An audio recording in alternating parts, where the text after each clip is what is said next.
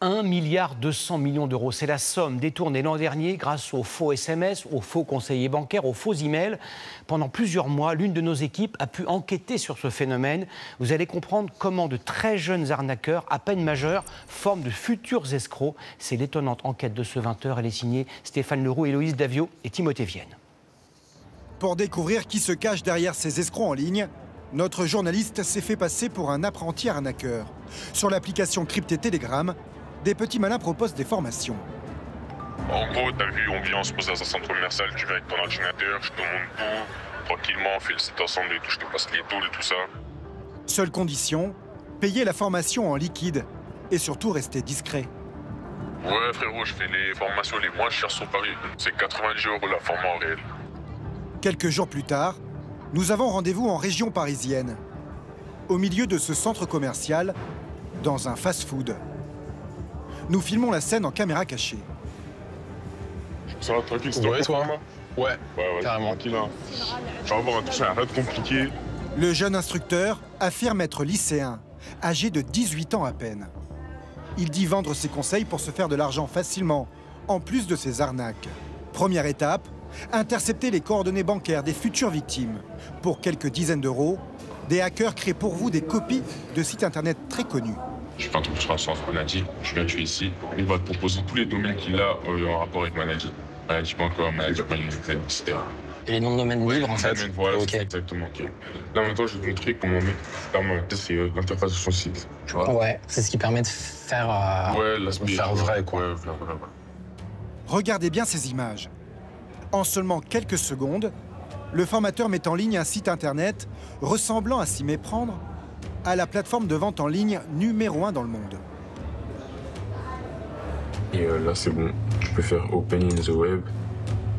Tu vas avoir ton site Amazon. Notre jeune formateur nous montre à présent comment récupérer des centaines de numéros de téléphone pour hameçonner un maximum de victimes.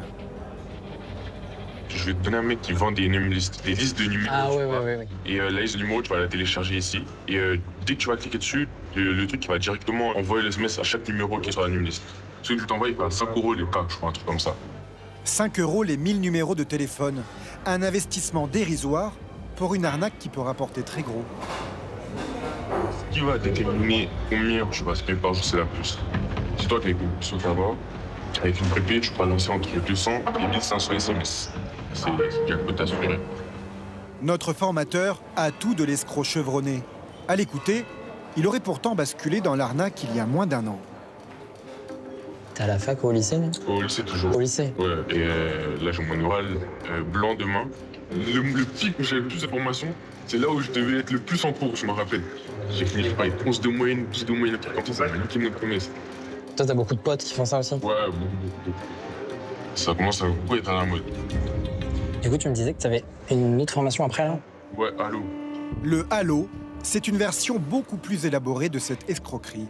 Une technique qui consiste à appeler directement les victimes au téléphone en se faisant passer, comble de l'arnaque, pour un conseiller bancaire anti-fraude. L'objectif, manipuler les victimes pour leur faire valider des paiements très importants. Lui-même se livrerait régulièrement à cette pratique. Là, j'étais en call carrément. Vous ne serez pas des victimes, ne vous inquiétez pas.